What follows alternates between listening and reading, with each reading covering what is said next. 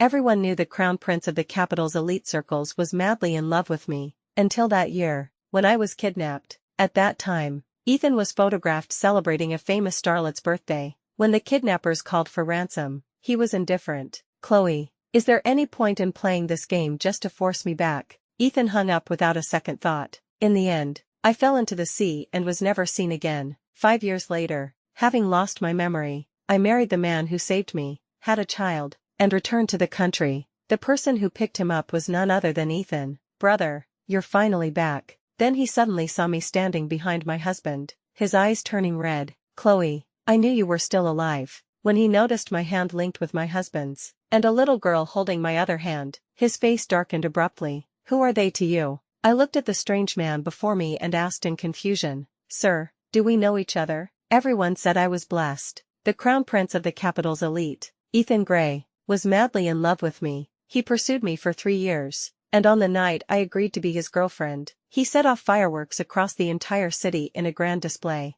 Ethan had a playful nature, the center of attention wherever he went. No one had ever seen him take anyone seriously, but after we got together, he stopped going to clubs, stopped riding his motorcycle, and stopped partying with his old friends, because he had promised me he would be completely devoted to me. So he tamed his wild side, coming home early every day to be with me. Everyone was betting on when he would get tired of this relationship, but for 3 years, he treated me with the same devotion. He even proposed to me last month. We had been together for so long. Everyone thought we would end up together, and I believed it too, but then he suddenly broke up with me. It was on a morning 2 weeks ago. I had just tied Ethan's tie and planted a kiss on his cheek. I smiled gently. "Hurry up to work." As usual, Ethan kissed me back on the cheek. Then, he said casually, "Chloe, let's break up." His tone was so ordinary, as if he were commenting on the weather. I was stunned, thinking I had misheard. "What did you say?" Ethan repeated his words. "Why?" This time,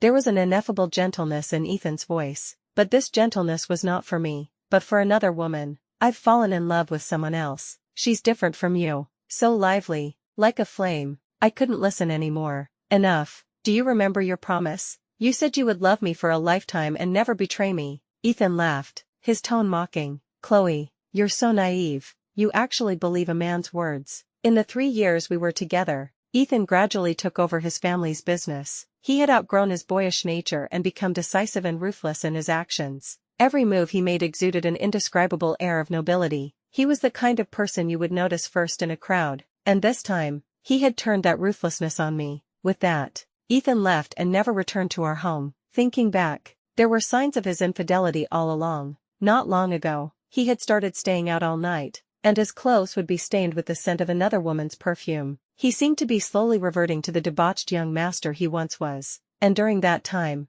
I kept receiving harassing text messages from unknown numbers. I would block them, but the person would just use a new number. "Did you know? Ethan told me you're like a dead fish in bed, completely boring. Unlike me, I'm passionate and fiery. He's madly in love with me. Can you stop holding Ethan back and just break up with him? We're a perfect match." "You don't have to. Ethan loves me very much." I told him that the one who is not loved is the third wheel, and I'm willing to be with him without a title. Guess what he said? He said he would break up with you. He loves me so much. He would never let me suffer the slightest grievance. I had suspected Ethan's infidelity. I had once confronted him with these messages. Ethan's face was full of impatience. "Chloe, I'm already exhausted from work. Can you stop being so suspicious and questioning me with these ridiculous harassing messages?" For 3 years, he had played the part of a reformed prodigal son so well. He had even proposed to me a month ago. I just thought he was too successful, with too many social obligations, and that's why he had changed. I even felt a little guilty. He had been so good to me all these years.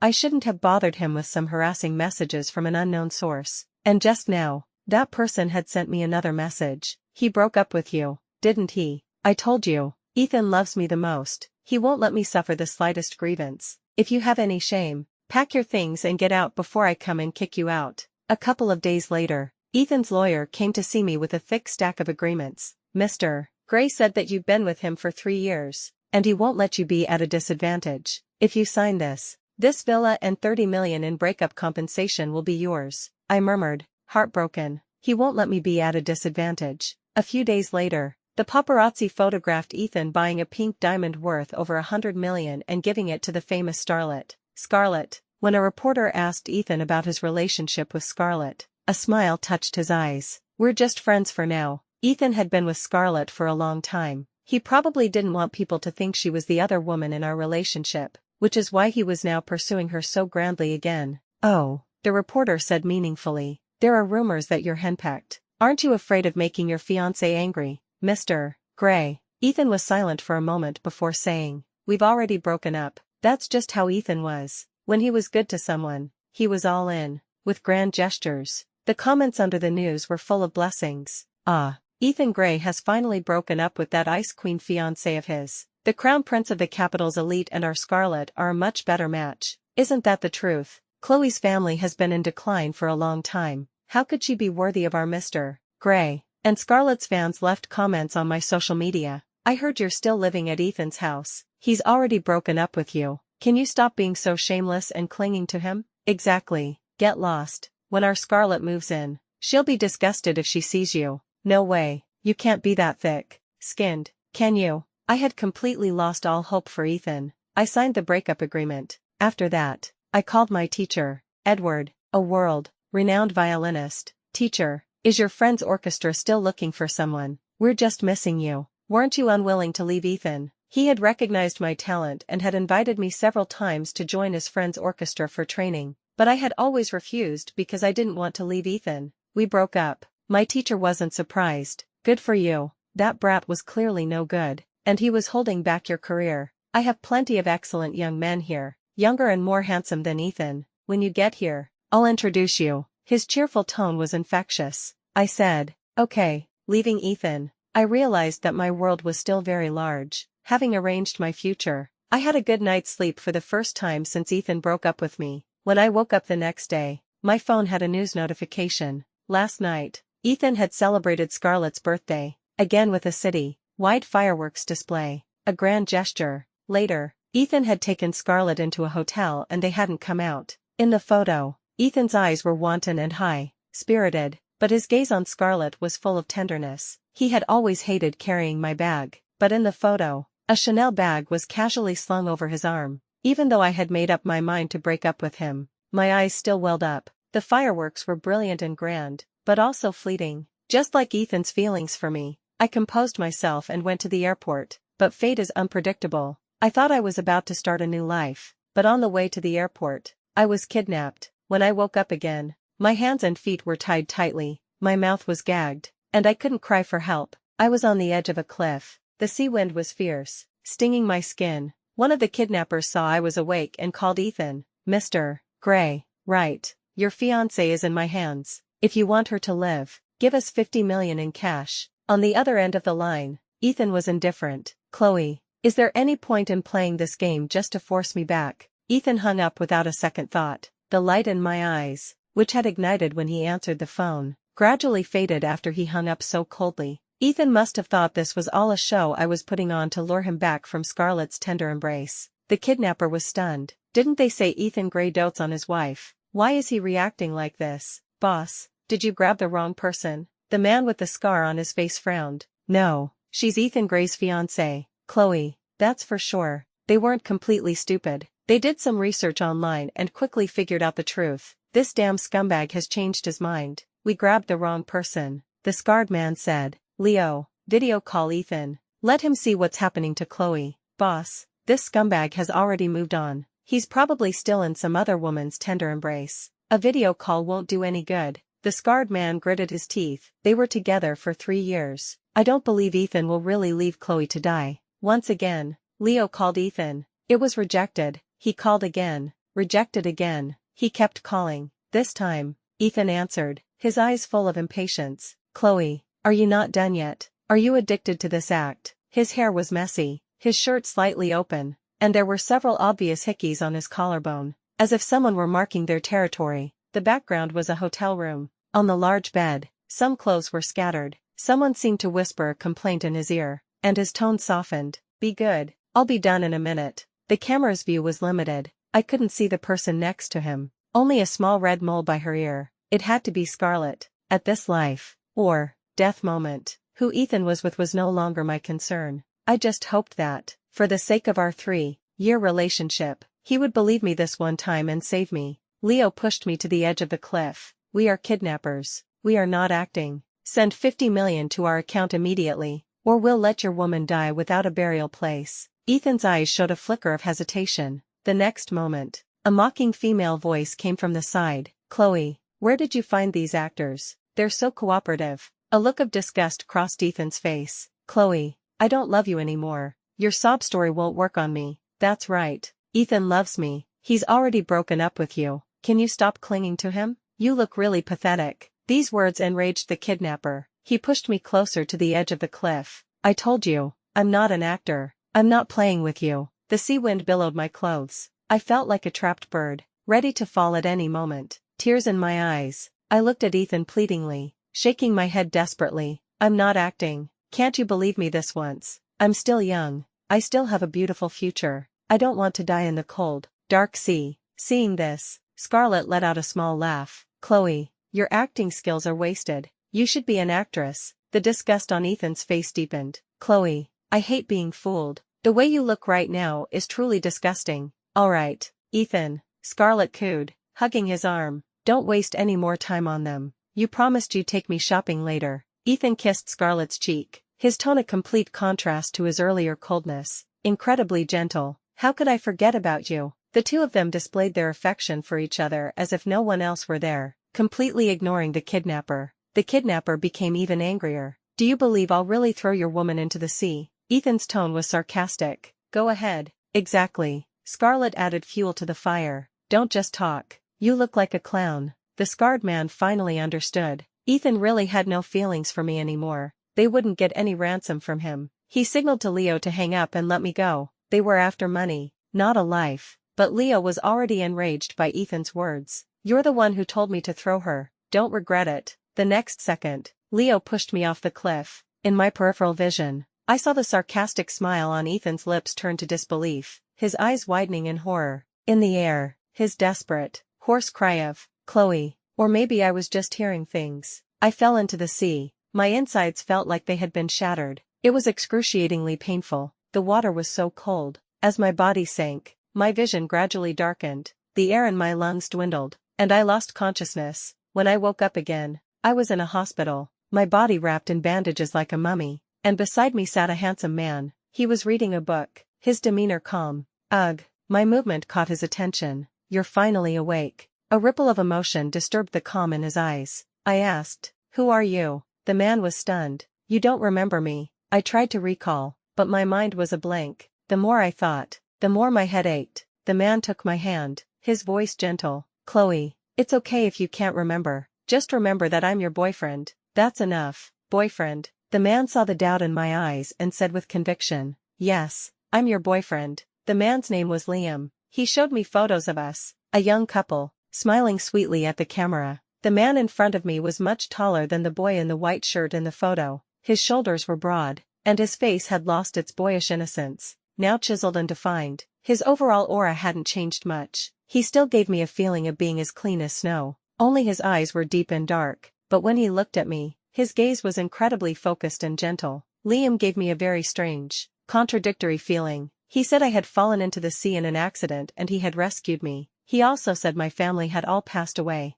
and I lived with him. I was confused. Why are all these photos from a few years ago? Because I was in a car accident and was in a coma for several years. During that time, you took care of me without ever leaving my side, Liam said gently. Now, it's my turn to take care of you. They were simple words, but coming from him, they sounded like the most beautiful love song. My ears felt a little hot. It will be very hard. Liam leaned down and gently hugged me. You had it much harder. If I could, I would rather have taken your place and suffered for you. A cool scent enveloped me. I realized I had no aversion to his touch. My body was even relaxed. My cheek, the only part of me that could move, even rubbed against his cool one. I suddenly started to believe that he was my boyfriend. After I woke up, Liam stayed by my side, never leaving, as if I were a lost and found treasure. Liam, don't you have a job? Liam smiled. My most important job is taking care of you, he said, peeling an apple for me. And you used to call me Liam.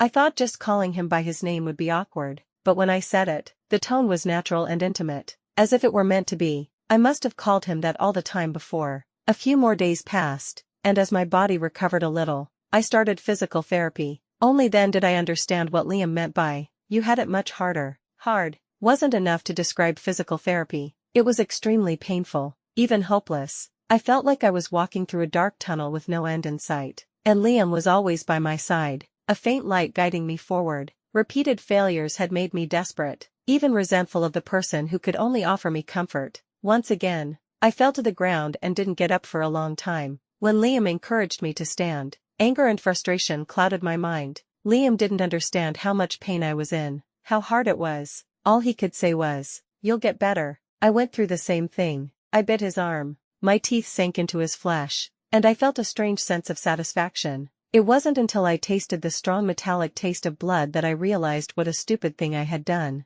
I apologized to Liam in a panic, but he just kissed away my tears. "Because it's you, Chloe. You can do anything to me." Liam's eyes were full of tolerance, as if I could do the worst things to him and it would be okay. I was filled with guilt, for myself, and for him. I worked even harder at my physical therapy. A year passed like this. I was finally like a normal person, able to walk and run. The day I was discharged from rehabilitation, Liam proposed to me. Of course, I said yes. I moved in with Liam to the place we had apparently lived in before. As soon as I entered, the maids greeted me with a familiar and polite air. "Welcome home, miss. It's so good to see you're okay. We've been very worried about you." Their faces were all strangers. The house felt completely unfamiliar. I even had to ask a maid where the restroom was. I told myself this was normal. I had amnesia. After all, although the house was unfamiliar, the decorations were exactly to my liking. I must have decorated it myself. And the maids were very familiar with me,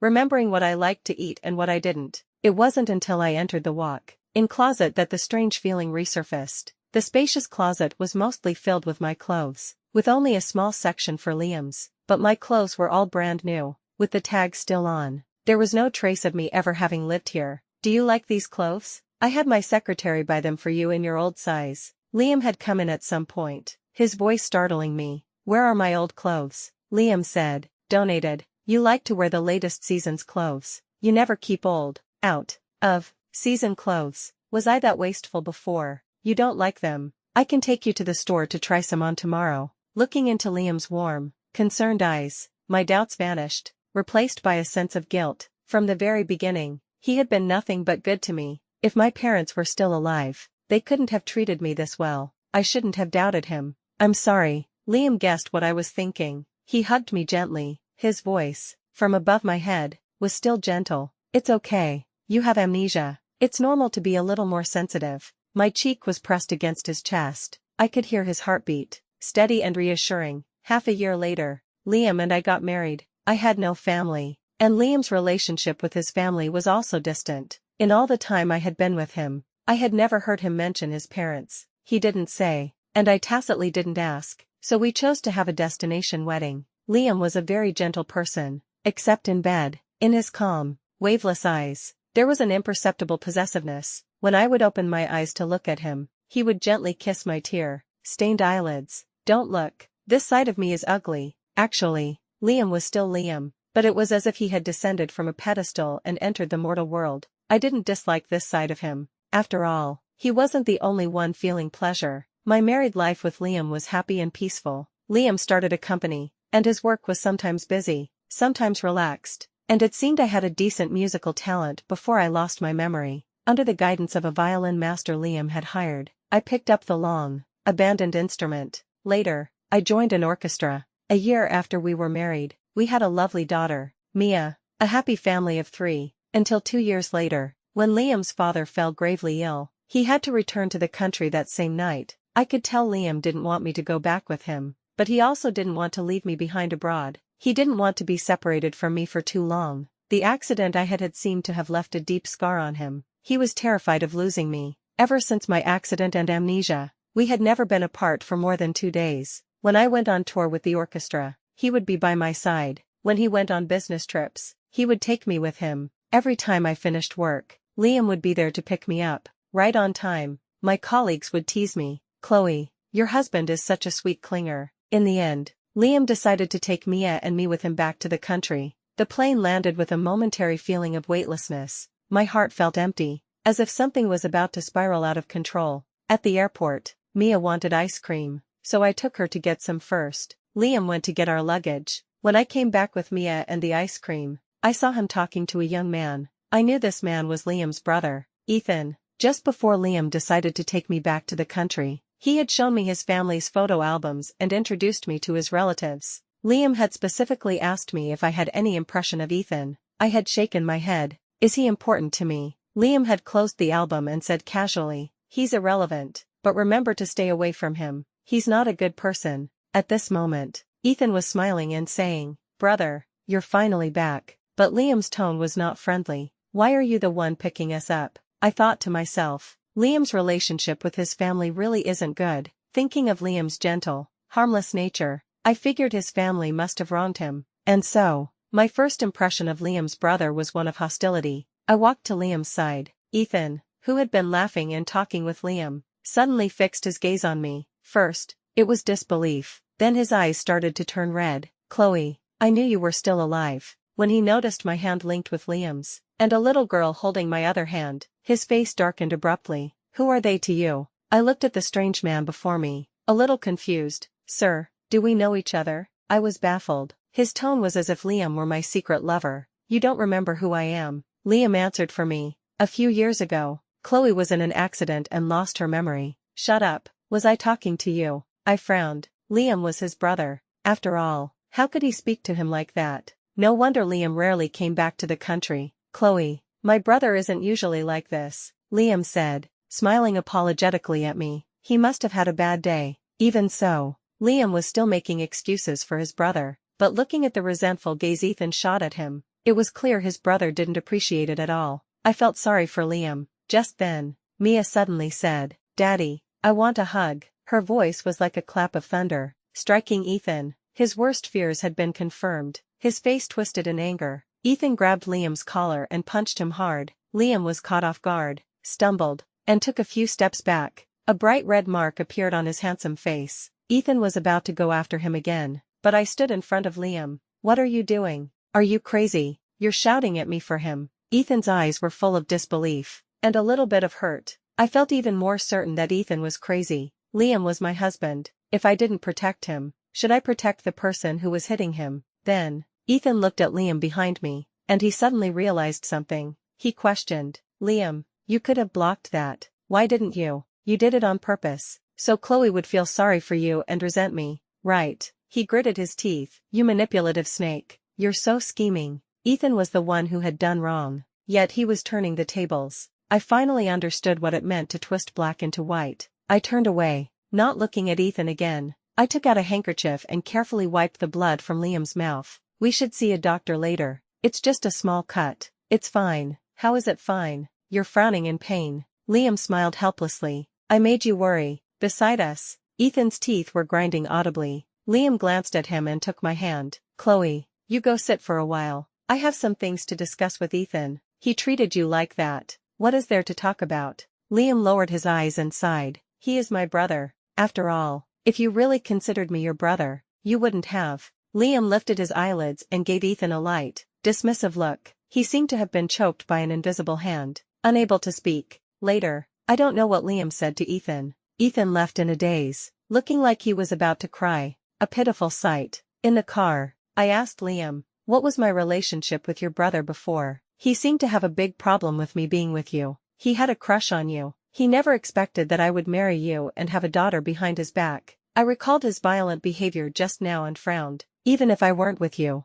there would be no possibility between us. Yes, how could a scumbag like him be worthy of you? Liam sneered. He was usually so gentle. At this moment, he showed a rare bit of aggression. After settling Mia and me in, Liam went to see his sick father alone. I felt it was not right. Liam, I'm your wife. I should go with you to see your father, Liam said calmly. The doctor said my father just had surgery and needs to rest. When he's a little better, I'll take you to see him. He had a point. So I agreed. Before Liam left, he kissed my forehead. Wait for me to come back. Before going to sleep, I inexplicably thought of the airport this morning, of Ethan's out of control emotions when he saw me. I felt that our relationship was not as simple as him having had a crush on me. I took out my tablet and searched for news about Ethan online. He was a famous crown prince in the capital's elite circles. There was a lot of gossip about him online. Most of it related to a starlet named Scarlett. The internet said he once had a fiancée but broke up with her for Scarlett. For some reason, he had quickly broken up with Scarlett as well. Scarlett came from a good family and had entered the entertainment industry out of interest. These past few years, she had neglected her career and had been pestering Ethan. It was a toxic relationship. As for Ethan's ex-fiancée, there was no personal information about her online, as if it had been deliberately erased. I put down my phone, my disgust for Ethan growing. So he was a scumbag. At the airport, when he found out I was married, he put on a heartbroken act. How ridiculous. Just then, my phone rang. It was Liam. "What are you doing?" His usually gentle voice sounded a little distorted over the phone. I glanced at the tablet next to me, which was displaying the gossip about Ethan. "I'm reading." For some reason, I subconsciously hid the fact that I was searching for news about Ethan online. My gut told me it was better not to mention it to Liam. Liam carefully instructed, "Don't read for too long. It's bad for your eyes." "Okay. Did you get the cut on your lip looked at when you went to the hospital?" "I did. Don't lie to me. I'm going to check when you get back." Liam chuckled lightly. "Okay, I'll be staying at the hospital tonight. You can go to sleep. Don't leave the door unlocked for me." In the middle of the night, I was woken by a commotion at the door downstairs. I threw on a robe and went downstairs to see someone banging on the door. The maid stood by the door, just watching. No one going to open it. "Who is it outside?" "It's the young master, Ethan." As soon as she finished speaking, Ethan's voice came from outside. "Let me in. I have something very important to tell Chloe." Ethan's voice was slurred, as if he had been drinking. He was persistently banging on the door, shouting, on the video intercom. The neighbor across the street opened their door to see what was going on. "Let him in for now." The maid looked troubled. "The master instructed that no one is to be allowed in to disturb your rest, except for him." I frowned. "Ethan is making such a scene. He'll wake up all the neighbors." The maid was surprisingly insistent. "We've already called security, but there's a heavy rain, and a part of the community has a bad leak. They're doing emergency repairs. They'll be here as soon as they're done." Seeing I was about to say more, they continued, "Madam, the master is only thinking of your safety. The second young master is drunk and not in his right mind. Who knows if he might hurt you." I understood the maid's reasoning, but I felt a little uncomfortable. Liam was concerned about my safety. That was true, but Ethan was drunk. With the maids watching, what harm could he do? Not to mention, we had no grudge against each other. He had no reason to hurt me. For a moment, I felt suffocated. I was like a bird in a cage. Well, cared for, well, protected, and thinking I was happy. When the bird wanted to see the world outside, it found it had no freedom at all. I knew I shouldn't think of Liam so maliciously. After all, he was so good to me, but the thought still rose in my heart, irrepressibly. The seed of doubt was quietly sown, took root, and spread its branches, piercing my heart with a fine, dense pain. I suddenly felt a surge of rebellion. "You're not going to open it, are you?" I pushed past the maids. "I'll do it." The door was opened. Ethan, caught off guard, was still in the motion of knocking and stumbled in. It was raining heavily outside. He was soaked to the bone and seemed to have fallen, his clothes stained with mud. He looked even more pathetic than he had during the day, like a drowned rat. Ethan's eyes lit up when he saw me. "Chloe, you finally let me in. Let me tell you, my brother is no good." I took a subtle step back. "You came here in the middle of the night, drunk, just to badmouth Liam." "No, my brother is really no good. He's a complete liar. He's always..." "Enough." A voice as cold as ice came from behind Ethan. It was Liam. He was back. "Brother, shouldn't you be at the hospital with father? Is this your excuse to drive a wedge between Chloe and me while I'm away?" Liam's expression was grim. He slowly unbuttoned his cuffs, revealing a clean, strong forearm. The next second, Liam grabbed Ethan by the collar. The collar tightened around Ethan's throat. He was like a drowning fish, his face turning red, his throat dry, gasping for air. He was drunk and had no strength to struggle, only able to weakly bat at Liam's hands. Liam's face was calm. He looked at his brother as if he were a dead fish. He gently twisted his wrist and punched Ethan in the face, one punch after another. Ethan was beaten until his face was bloody, but Liam showed no signs of stopping.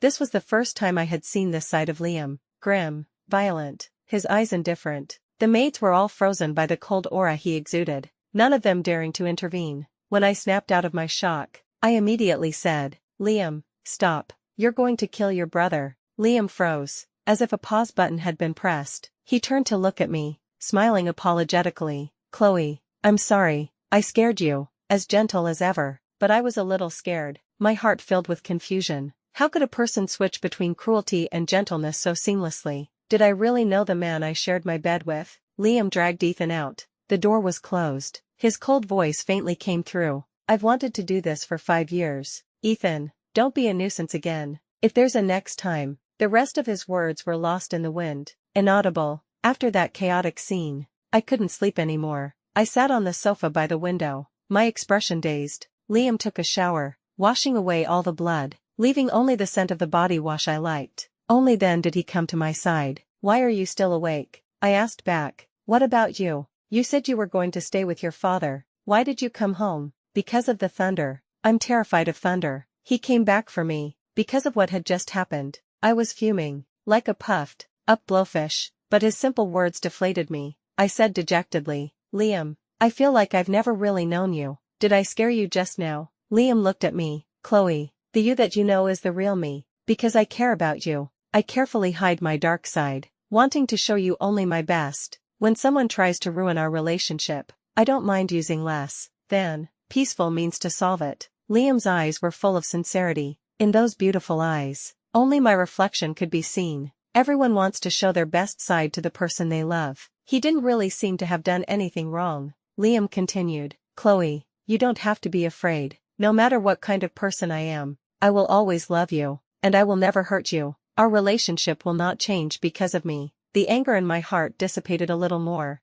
Then what was Ethan talking about? That you were hiding something from me. I don't know. I widened my eyes slightly. You don't know. And you still hit him. He was definitely going to badmouth me, to drive a wedge between us. Liam's slightly cool fingers brushed across my cheek, like a cold-blooded animal, making me shiver. You saw it today. I'm not a good person. I'm only a good person when I'm with you. You. I wanted to say more, but my words were silenced by his cool lips. On such a beautiful night, let's not talk about that buzzkill. Okay, Chloe. His voice was hoarse. My name, spoken from his lips, had a lingering, tender quality, as if I were stuck in a sweet candy, or trapped in a net called gentleness. Lost in his gentle assault, my mind became a muddle, unable to think. I only vaguely remember Liam picking me up, kissing me as he pulled the half-open curtains shut. Through the misty rain, I thought I saw someone kneeling downstairs, or maybe I was mistaken. What fool would be out in the rain in the middle of the night, under my window? After Liam's father was moved out of the ICU, Liam took Mia and me to see him and his mother. At first, the two elders looked at me a little unnaturally. Later, perhaps as they got to know me, their attitude towards me and Mia gradually became warmer, especially Liam's mother. She even took the bracelet from her wrist and put it on mine. Apparently, this bracelet was passed down to the daughter-in-law. Liam has a cold personality. He's been independent since he was a child and has never given us any trouble. We were sometimes afraid he would end up alone, with you by his side. We can rest assured. Before we left, I saw Ethan. Ethan's face was a mess of bruises, his handsome face now a pitiful sight. When he walked, he had a slight limp. Liam had really beaten him badly that night. At that moment, Mia was thirsty, and Liam took her to buy a drink. I had to go to the restroom, so neither of them was with me. I called out to Ethan. Ethan's eyes lit up. That night, you told me Liam was hiding something important from me. What was it? He was, after all, the man I had shared my bed with for years.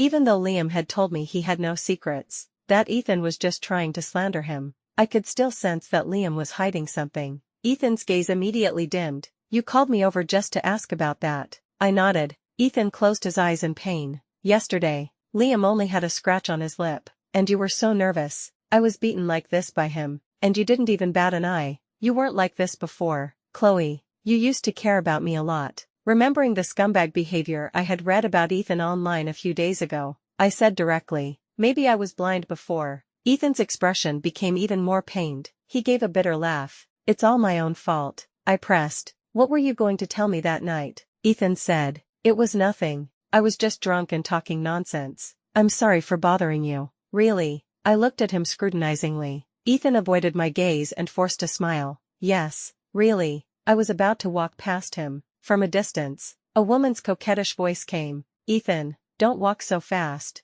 Wait for me. When she reached me, She first took a couple of steps back in fear, her face turning pale. "Chloe, are you a ghost?" She was the woman who had been entangled with Ethan for years. Scarlett. I had seen her information when I was searching for news about Ethan that day. Scarlett, shut up. Of course she's real. Ethan's face darkened. "And can you stop pestering me? The sight of you makes me sick." Scarlett ignored Ethan's words and screamed in a breakdown. "Chloe, you're alive. You're actually alive. Why are you alive?" Liam's frown deepened. "Scarlett, this is a hospital. Can you stop acting crazy?" I had no intention of getting involved in their drama. I turned to leave. At the corner, I saw Liam waiting for me. He took my hand. "Chloe, let's go." "Liam, you saw everything just now. I was talking to your brother." I stared at his profile. "Why aren't you afraid your brother will badmouth you to me today? I don't want there to be any barriers between us. If you have suspicions about me, it's better to clear them up with my brother," Liam said nonchalantly. "Besides, I haven't done anything to wrong you.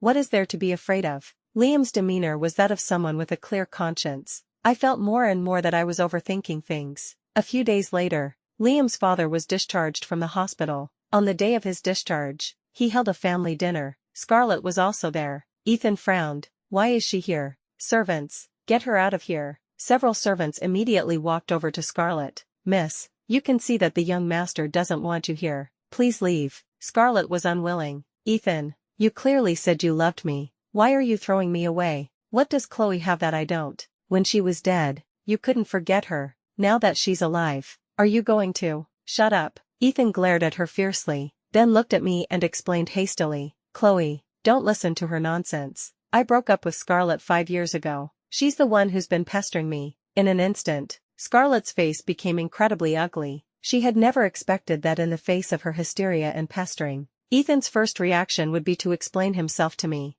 I was a little confused. 5 years ago was the year of my accident, and it was in that year that Ethan and Scarlett broke up. Was my accident related to them? Beside me, Liam had been listening quietly. It was only then that he spoke. "All right, this is a private matter between you and Miss Scarlett. Don't involve Chloe." He gave Ethan and Scarlett a light, dismissive glance. That one look, though light, seemed to carry the weight of 1,000 stones, and they both fell silent, unable to breathe. Liam and I went to the living room. Even after walking a few steps, I could still feel Scarlett's venomous gaze on me. I had a feeling that Scarlett wouldn't let it go so easily. Sure enough, the day before Liam and I were scheduled to go abroad, Scarlett sent me a friend request. The request had only one sentence. "Chloe, don't think you've won. Your so-called happy life is a complete lie from beginning to end." I accepted her friend request and asked her what she meant. Scarlett asked to meet me at a coffee shop. I refused. I hadn't forgotten the venomous look Scarlett had given me that day. Curiosity killed the cat. The truth was important, but I had already died once.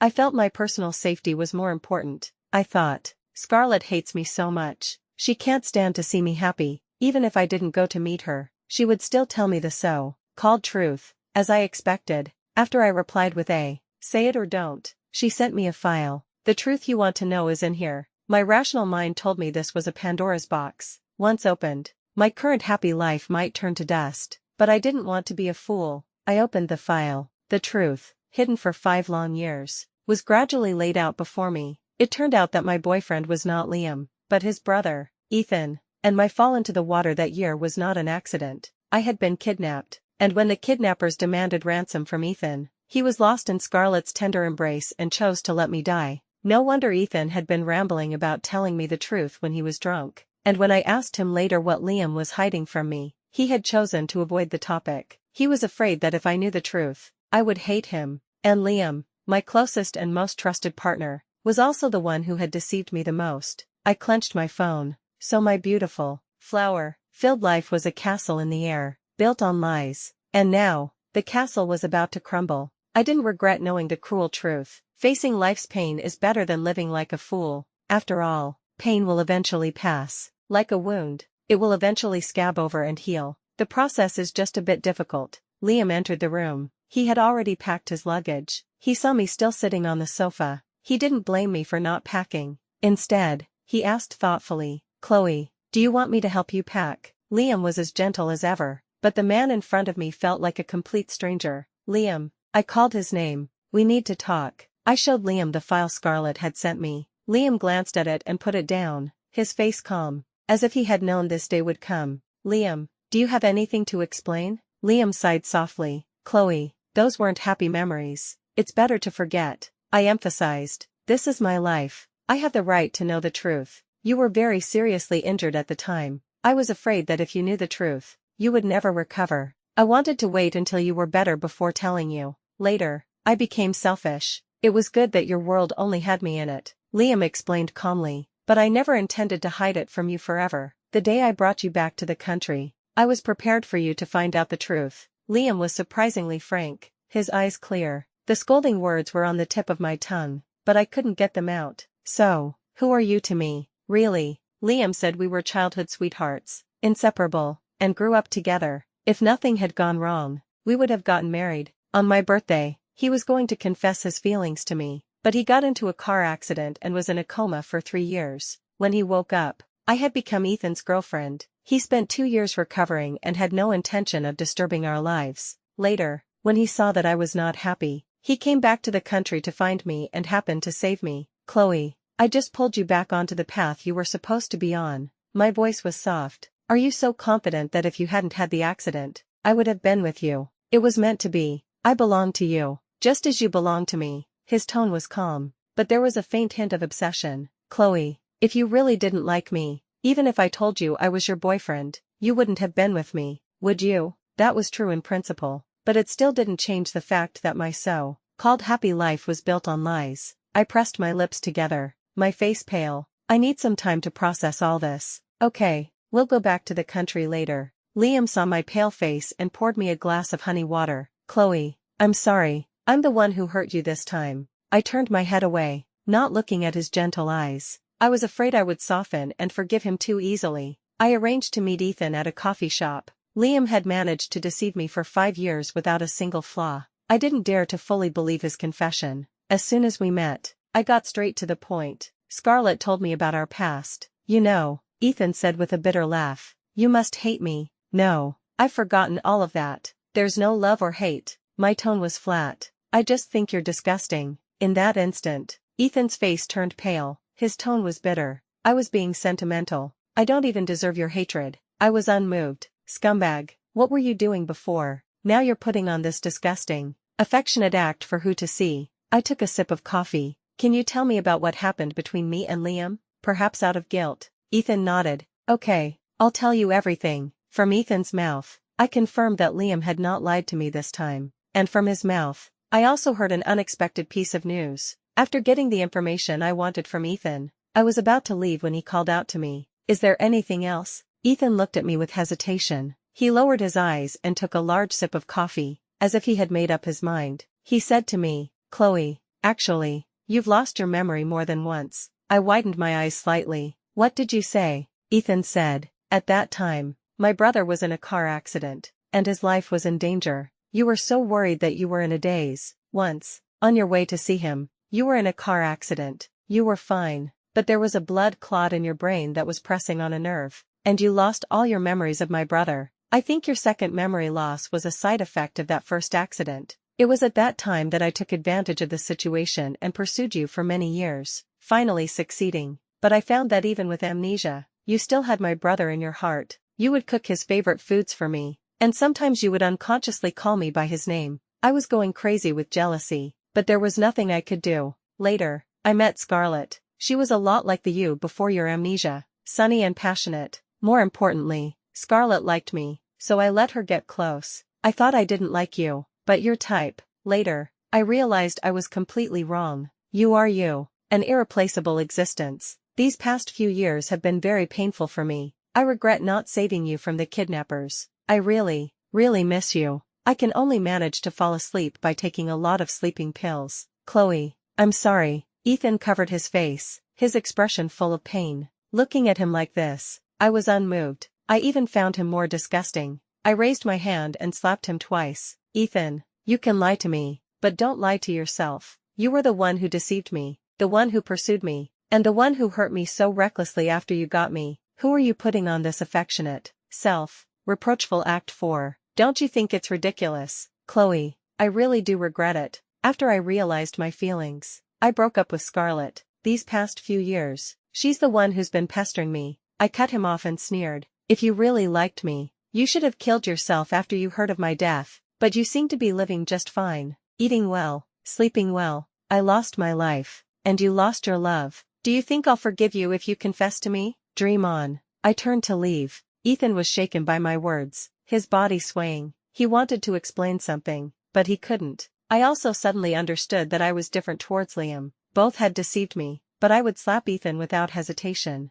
while I would calmly ask Liam for an explanation. Perhaps, as Liam had said, I loved him, both before and after my amnesia. As I was leaving the coffee shop, I headed for the parking lot. A car suddenly rushed towards me. The driver was Scarlett. Her expression was ferocious, and she was shouting, "Die!" It all happened so fast, I couldn't avoid it. Just as the car was about to hit me, Ethan rushed over and pushed me out of the way. My world spun. When I came to, Ethan was lying on the ground, covered in blood, and Scarlett, who had lost her mind, had crashed into a pillar. The front of her car was deformed, and she was trapped inside. When Scarlett saw that she had hit Ethan, she started tearing at her hair like a madwoman. "Ethan, why did you save her? Do you love her that much?" Ethan was coughing up mouthfuls of blood, but he smiled at me and said, "Chloe, this time, I finally saved you." The situation after that was chaotic. Police cars and ambulances arrived, and all sorts of sounds mixed together. Scarlett was taken away by the police, cursing me to die. Ethan was rushed to the emergency room.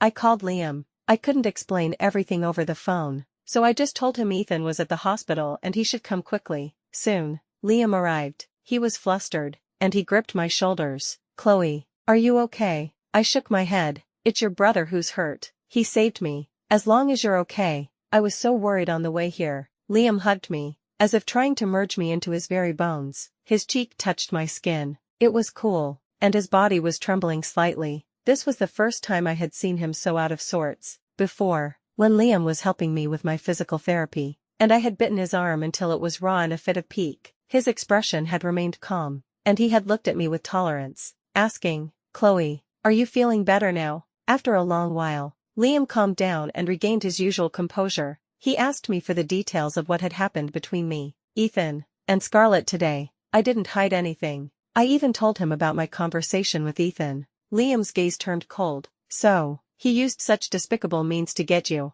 You did too." "I'm different." Liam gently stroked my face, his gaze tracing my features. "You love me, even with amnesia. Loving me is your instinct, isn't it? Whether there was deceit or not, we would have ended up together. So Liam, let's reconcile." He was stunned. "What?" I said. "Liam, I forgive you." In that life, or death moment when Scarlett's car was about to hit me, I was thinking about what would happen to Liam and Mia if I died. I still loved Liam, after all, both before my first amnesia, as Ethan had said, and after my second. So let's not make things difficult for ourselves, or for him. Let's not waste this precious time. I just had one question. Actually, you didn't have to lie to me. In my most desperate and darkest moments, you were the one who pulled me up and stayed with me for a year. At that time, you were the only light in my life. If you had just confessed then, I would have definitely said yes. Liam said, "Chloe, we missed too many years. I didn't want to wait, and I didn't dare to gamble.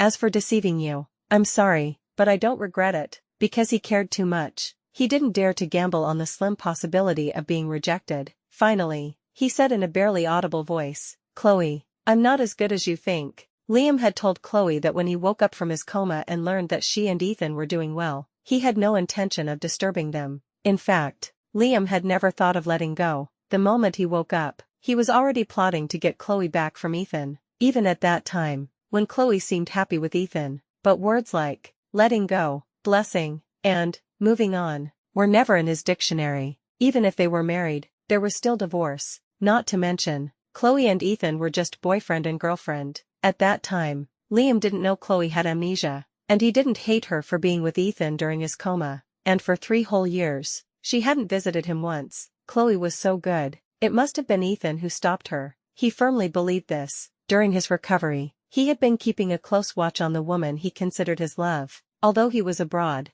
the people Liam had sent took many photos of Chloe's life and sent them to him. When Chloe was in trouble, it was also because his people had discovered she had been kidnapped in time and had managed to save her. Later, as if heaven itself were on his side, Chloe lost her memory. He became Chloe's boyfriend. and then her husband, just as he had wished. In his opinion, his brother was a fool. If it were him, he would never have betrayed Chloe just because she had another man in her heart. As long as the man by Chloe's side was him, it was enough. One must know how to be content. Excessive greed will only harm oneself. If Chloe had other thoughts, it was the man who had enticed her who was to blame. All he had to do was get rid of that man quietly. The surgery was over. Ethan had barely survived, but his legs could not be saved. They were amputated. For the rest of his life, he would be in a wheelchair. And Scarlett, for attempted murder, was sent to prison. The Grey family was furious that Scarlett had crippled Ethan. And so, the Scarlett family also faced the Grey family's revenge.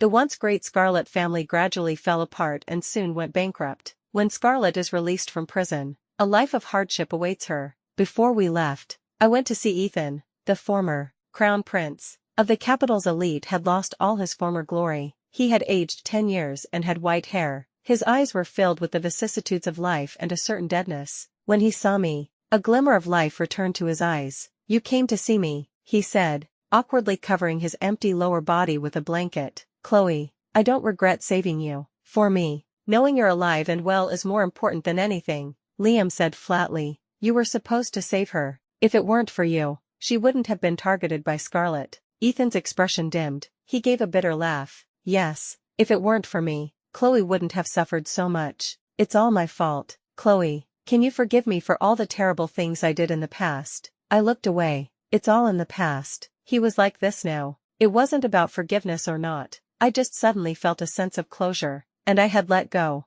After we returned, my life with Liam went back to its former peace. One night after we were married, I suddenly remembered everything from the past. I dreamed of that birthday party, of how devastated and helpless I was when I learned that Liam was in a car accident, his life in danger. That day, I had sensed that Liam was going to confess to me. I had worn my favorite dress, done my makeup beautifully, and had even asked my best friend to be sure to record one of the most beautiful moments of my life. But I never expected that what awaited me was not Liam's confession, but the news of his accident. My family was complicated. My mother passed away, and my father quickly remarried. My maternal grandfather took me to live with him. I was already a teenager then, and I mostly boarded at school, so my relationship with my grandfather's family was not very close. Liam and I had grown up together. He was the most important person in my life. Devastation, helplessness, confusion, all sorts of emotions mixed together, my mind a mess. On a rainy night, I was driving to see Liam when I got into a car accident, and later,